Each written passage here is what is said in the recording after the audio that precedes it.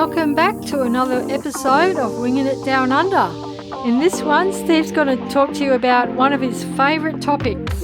And that is our Ford Ranger 2 litre bi-turbo with a 10-speed transmission, what I've done to it to make it better for towing on the road. And let me tell you that the vehicle has been faultless. We've been towing with it for about 2.5 years. We've done mountain ranges. We've had no issues with the vehicle. The only thing I've done to that vehicle is basically service it. It's been faultless, I have to say. Very happy with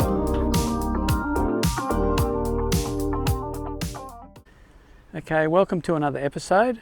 So in this episode, I'm going to just do a walkthrough and show you what I've done to the car. Okay, so the first thing is, and everybody probably does it, is tinting the windows. It's definitely keeps the car way cooler, tinting the windows. So that's the first thing.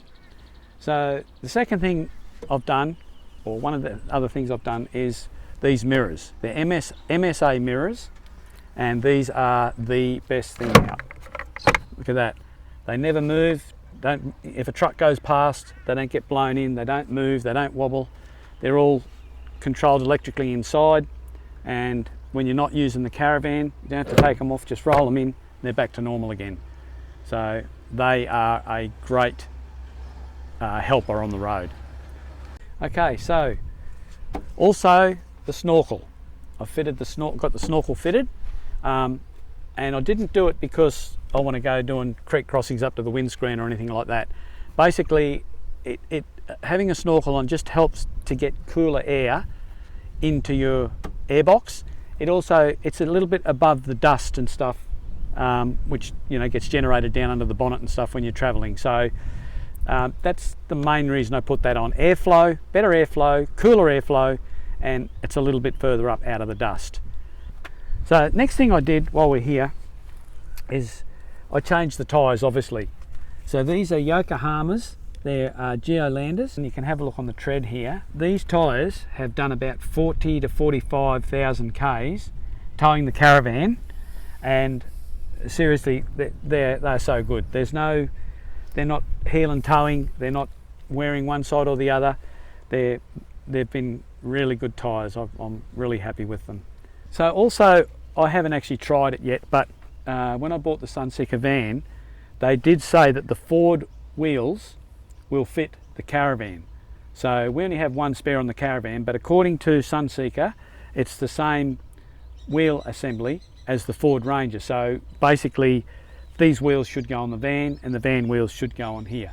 Like I said, I haven't tried it, I don't know, but that's what they've told me. So so far I haven't had any flats anyway. But yeah, so that's just another little thing that could possibly help us if worse comes to worse and we have no flat. We can possibly use the car for the van or the van for the car to get us out of trouble.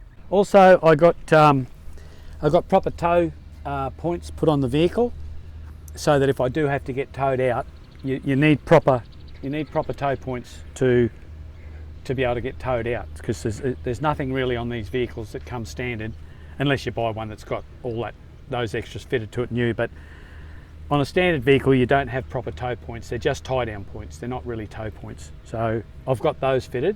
So the other thing I did was I didn't go down the road of putting a big bull bar on the front of this. I just wanted something to protect it a little bit if we do hit a root, just to protect the radiator so we don't hole the radiator. All of our sensors are in the front of that as well, and it doesn't affect any of the airbag or any of your crumple system in the vehicle. Sometimes when you put a bull bar on the front of a vehicle, your crumple system, you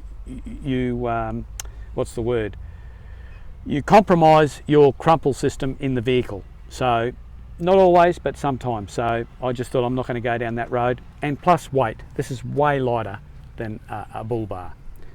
So also I've put these little things, whistles they are. When you're driving along, they make a high-pitched whistle that animals don't like. So when you're going along the highway, if there's kangaroos in front, they'll tend to just hop away off the road, out of the way. So that's hopefully a bit of a helper. So we don't travel at night because there's too many roos, too many animals on the road. So we travel during the day. But even still, you still see roos now and again, and having those on, I think, helps to chase them away. So I also put this stone guard on the front of here just to help stop the bonnet from getting so scratched, you know, stone chips and stuff like that. So that's pretty much everybody has those. So the other thing that I'll show you inside as well is something that I think should be legal. It should be mandatory to have a two-way radio when you're traveling with a caravan on the back. We use this all the time, you know, with the truckies and stuff, just to make their life easier and our lives easier. This UHF radio is I think, in my opinion, it should be mandatory to carry some sort of two-way radio in the car. So, you know, number one, you can talk to the truckies, let them past or go past if you have to. If you've got pilot vehicles coming up the road, they'll often just call up on and tell you there's a big load coming, you've got to get off the road. Sometimes it might be a 4-metre load and you've got to look for somewhere, you've got to have time to look for somewhere to get your car and your van off the road. So you've got plenty of time to do that. So, and also if there's an accident or something on the road, the truckies will talk to each other and you can hear what's going on before you get there. Yeah, you've got a copy on the Sunseeker van, mate? Yeah, mate. Yeah, just let me know when you're going to go and I'll back off and peel off to the side a bit for you. Yeah, too easy, mate. Should go over the hill, eh? Yeah, we'll have a look.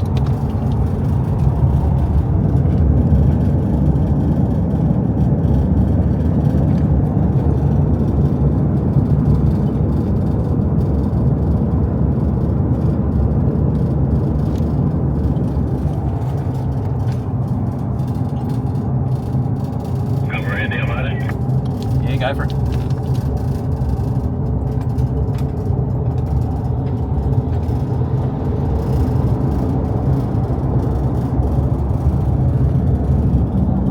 Thanks for that, mate. You have a good day, eh? No worries, you too. You're working, unfortunately. Hey. Rather be doing what you're doing. Absolutely. But I worked a long time to get here.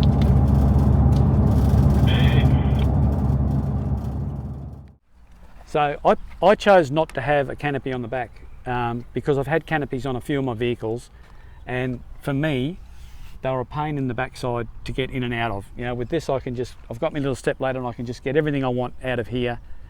It's easy access for everything, and you can pull this shut and it locks up and everything. So to me that's my preferred thing. A lot of people like to have the canopy.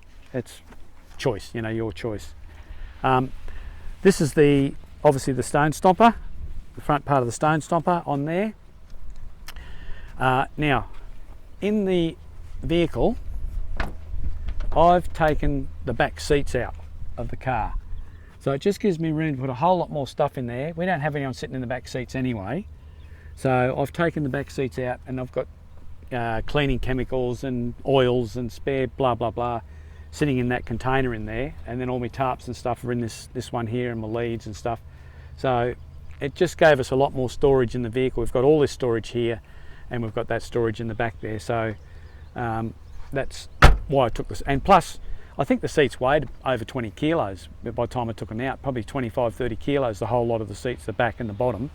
So that gave us a bit more weight advantage.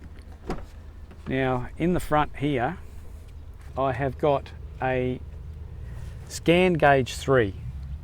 Okay, so it's scan gauge 3. So what that does is that gives me a real-time temperatures and pressures and fuel economy when I'm driving. So it's basically it's feeding straight from your computer, your car computer, straight onto that screen. So you're getting live feed of everything. So I monitor my EGTs, which is your exhaust gas temperature.